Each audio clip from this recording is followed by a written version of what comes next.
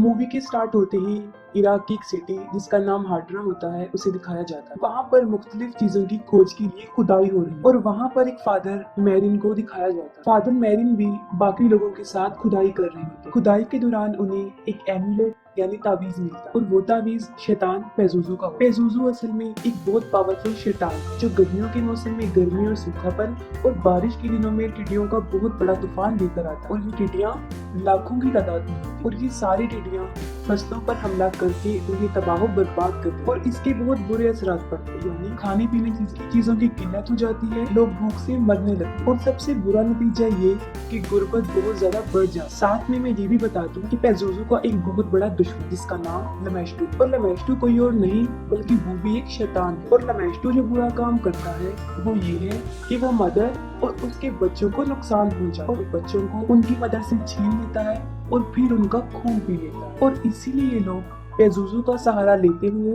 माँ और बच्चे को लमेस्टू से दूर रखते हैं। हालांकि पेजुजू भी एक शैतान है लेकिन लोग उसे अपनी हिफाजत के लिए यूज करते हैं, उसका सहारा लेते हैं क्योंकि वो दूसरे शैतान लमेस्टू से उनको बचा कर रखता है। फिर फादर मैरिन को दिखाया जाता है ऐसी जगह पर पहुंचते हैं जहां उन्हें पेजुजू का स्टैचू मिलता है और वहां पर दो डॉग भी होते हैं जो उस वक्त आपस में लड़ रहे होते हैं और वो इस बात का इशारा होता है कि दो शैतान आपस में लड़ रहे हैं, दोनों शैतान यानी पेजुजू और लमेस्टू। इसके बाद जॉर्ज टाउन दिखाया जाता है और वहाँ पर क्रिस मैकनील को दिखाया जाता है जो मूवी में एक एक्ट्रेस का रोल प्ले कर रही है और अपने डायरेक्टर वर्क की एक मूवी जो स्टूडेंट्स के ऊपर बनाई गई है उसमें काम कर रही है। क्रिस की एक 12 साल की बेटी रिगन होती है। क्रिस एक बहुत फेमस एक्ट्रेस होती है जिसके पास शोहरत, दौलत, दुनिया की हर चीज होती है। नेक्स्ट सीन में दिखाया जाता है कि दोनों माँ और बेटी एक दूसरे के साथ होती। क्रिस को अपनी बेटी की टॉयज में एक औजा बोर्ड मिलता है। क्रिस अपनी बेटी से उस बोर्ड के बारे में पूछती है जिस पर वो जवाब देती है कि मैं अक्सर इससे खेलती हूँ। क्रिस उसे कहती है कि ये गेम अकेले खेलने वाली नहीं है, जिस पर वो जवाब देती है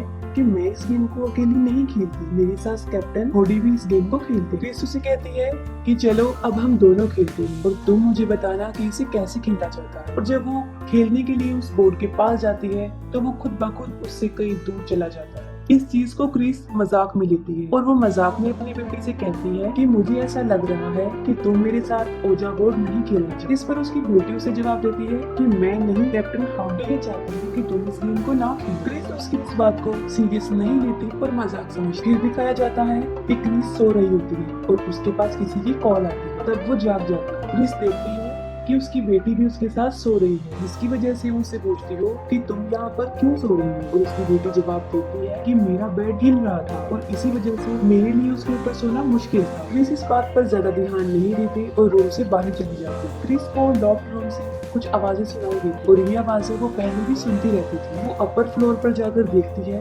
लेकिन वहाँ पर उसे कुछ भी नजर नहीं है। अगले दिन क्रिस रिगन को एक डॉक्टर के पास लेकर जाती है और जब डॉक्टर उसका चेकअप कर रहा होता है तब वो डॉक्टर के साथ बहुत मिसबिहेव करती है और उसे काफी बुरा भला कहती है। डॉक्टर क्रिस को बताते हैं कि उसकी बेटी को नर्व प्रॉब्लम हो गई है जिसकी वजह से उसका टोन हाइपर हो गया है और अब उसे ज्यादा गुस्सा आता है और आगे जाके ये चीज डिप्रेशन में बदल जाती है। जिस पर क्रिस डॉक्टर को बताती है कि उसकी बेटी को किसी किस्म की भी कोई प्रॉब्लम नहीं है, जिस पर डॉक्टर उसे कहता है कि रीगन के फादर उसके साथ नहीं रहते और ना ही कभी उन्होंने इसके साथ कांटेक्ट किया। शायद यही वजह हो सकती है जिसकी वजह से वो टेंशन में है। इसके बाद फादर कैरिस को दिखाया जाता है। फादर कैरिस की मदर को उसके भाई किसी मेंटल हॉस्पिटल में एडमिट करवा देता है और इस बात को लेकर कैरिस की मदर बहुत ज्यादा सैड हो जाती है। उनकी मदर एक बूढ़ी औरत होती है जिनका पाँव फ्रैक्चर होता है और वो किसी भी डॉक्टर को अपना ट्रीटमेंट करने नहीं दे रही और उन्हें यहाँ पर एडमिट करवाने की वजह भी यही होती है। फादर कैरिस ये चाहते थे कि अपनी मदर को इस हॉस्पिटल से निकाल के किसी अच्छी हॉस्पिटल से उनका ट्रीटमेंट करवाएं, लेकिन वो ये अफोर्ड नहीं कर सकते। फिर उनकी मदर की डेथ हो जाती है और वो बहुत ज्यादा सैड हो जाती है। क्रिस अपने घर में पार्टी रखती है और पार्टी के दौरान उसकी बेटी वहाँ पर आ जाती है। वहाँ पर मौजूद वो एक गेस्ट से कहती है कि उसकी डेथ इसी घर के ऊपर वाले फ्लोर में हो और इसी दौरान वो वहीं खड़ी खड़ी यूरिन कर देती है। तो सब कुछ देखकर लोग शॉक हो जाते हैं। क्रिस रीगन को नहलाकर उसे उसके बेड पर लिटाकर जैसे ही वापस आती है उसके जाते ही उसका बेड तेजी से हिलना शुरू कर देता है, जिस पर रीगन काफी चिल्लाना शुरू कर देती है। क्रिस भी ये सब कुछ देख रही होती है लेकिन उसे कुछ समझ नहीं आ रही होती कि आखिर ये क्या हो रहा है। क्रिस उसे दोबारा से डॉक्टर के पास लेकर जाती है और डॉक्टर फिर उसके ऊपर बहुत सारे टेस्ट करते हैं और उसे बहुत सारी तकलीफों का सामना भी करना पड़ता है, लेकिन उसके सारे टेस्ट बिल्कुल नॉर्मल होते हैं। बिल्कुल ठीक है, उसे कोई बीमारी नहीं। दिन ब दिन रीगन की तकलीफ में इजाफा हो रहा था और अब तो कोई उसे उठाकर हवा में उछालकर बेड पे फेंक देता था। और उस वक्त रीगन सिर्फ यही चिल्ला रही होती है कि मुझे बचा लो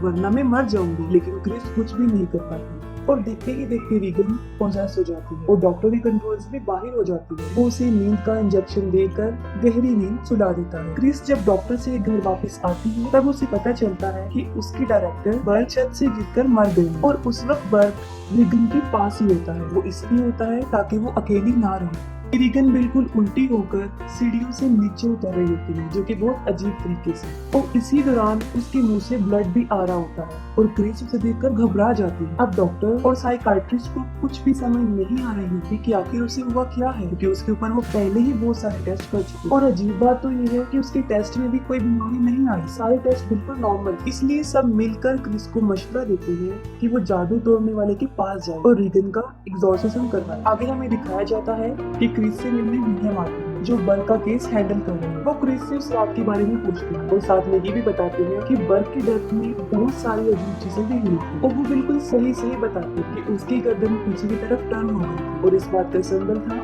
कि उसे किसी शैतान ने ही मारा है। काउंसिल विलियम के वहाँ से जाने के बाद रीगन के रूम से बहुत ज्यादा चिल्लाने की आवाजें आ रही है। क्रिस जब उसके रूम में जाकर देखती है तो वो देखकर काफी हैरान हो जाती है कि उसकी बेटी ने खुद को बहुत ज्यादा जख्मी कर दिया है और वो मुसलसल खुद को जख्मी किए जा रही है। और जैसे ही क्रिस उसे रोकने के लिए आगे बढ़ती है वो क्रिस पर भी हमला कर देती है। इतनी ही देर में उनके सर्वेंट्स भी वहाँ पर पहुँच जाते हैं। वो दरवाजा खुद ब खुद बंद हो जाता है। वहाँ पर रखा हुआ एक सोफा खुद ब खुद मूव होकर दरवाजे के पास आता है और उसे मजबूती से बंद कर देता है। और रूम में रखी हुई अलमारी भी खुद ब खुद मूव होकर क्रिस पर गिरने लगती है। लेकिन ठीक वक्त पर क्रिस वहाँ से हट जाती है और खुद को बचा लेती है। उसी वक्त उसकी बेटी अपना सर पूरी तरह टर्न करके पीछे कर लेती है, जो कि एक बहुत अजीब चीज थी। ये कोई नॉर्मल बात नहीं थी। रीगन बर्क की आवाज में क्रिस को कहती है कि देखो तुम्हारी कैरेक्टरलेस बेटी ने मेरे साथ क्या किया है। ये सुनकर क्रिस फौरन समझ जाती है कि बर्क को भी उसी शैतान ने ही मारा और रीगन पर किसी शैतान का बहुत बुरा साया है। और रियलिटी भी यही होती है,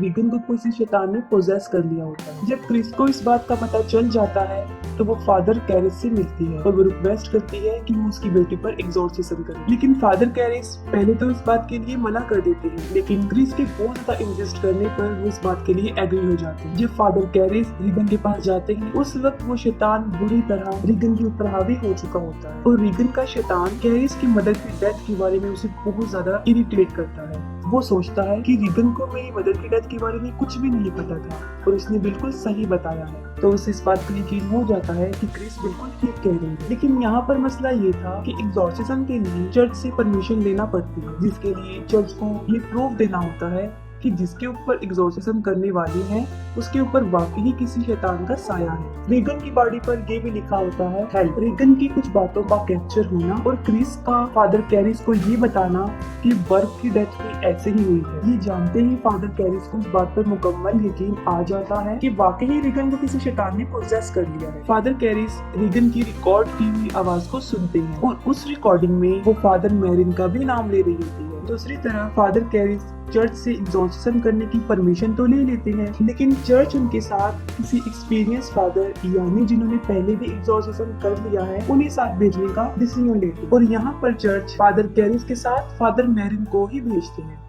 फादर मैरिन जब उन लोगों के घर पर जाते हैं तब उन्हें रीगन की चीखने की बहुत भयानक आवाजें आती। फादर मैरिन फादर कैरिस को कहते हैं कि उन्हें फौरन ही एग्जॉर्सिज्म स्टार्ट कर देना चाहिए और फिर उनका एग्जॉर्सिज्म स्टार्ट हो जाता है। जैसे जैसे एग्जॉर्सिज्म के प्रोसेस को आगे बढ़ाया जाता है रीगन बुरी तरह चिल्लाना शुरू कर देती है। वो चीखती हुई फादर कैरिस और अपनी मदर क्रिस को बुरी तरह अब्यूज करती है और इसके साथ ही उसका बेड बुरी तरह मूव करना शुरू कर देता है और उनकी नजरों के सामने ही खुद ब खुद बेड उठकर हवा में चला जाता है। लेकिन वो एग्जॉर्सिज्म को नहीं रोकते, वो कंटिन्यू ही रखते हैं और उसका बेड ही नीचे आ जाता है। अब वो शैतान अपनी शैतानी ताकत से चीजों को इधर उधर फेंकता है। फादर मैरिन को भी अब्यूज किया जाता है और रीगन के हाथ की सारी पट्टियां खुल जाती और रीगन हवा में उड़ जाती। दोनों फादर बड़ी मुश्किल से उसके ऊपर अपना कंट्रोल करके उसे नॉर्मल करते और इसी दौरान फादर मैरिन को शैतान पेजुजू का साया नजर आता है और यहाँ पर फादर कैरिस शैतान की बातों से बहुत दुखी होते हैं क्योंकि वो उनकी मदर की डेथ का रिस्पॉन्सिबल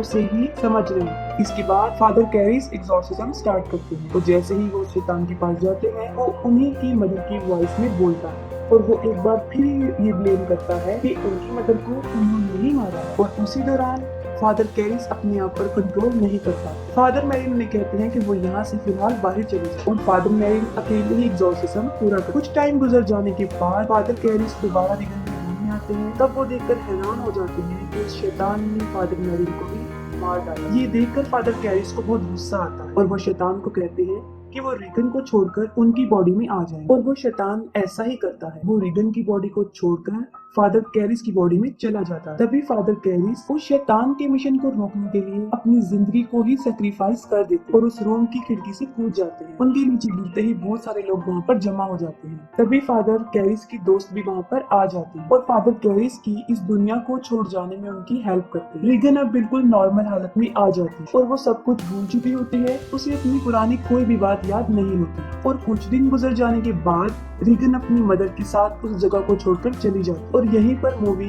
एंड हो जाती है।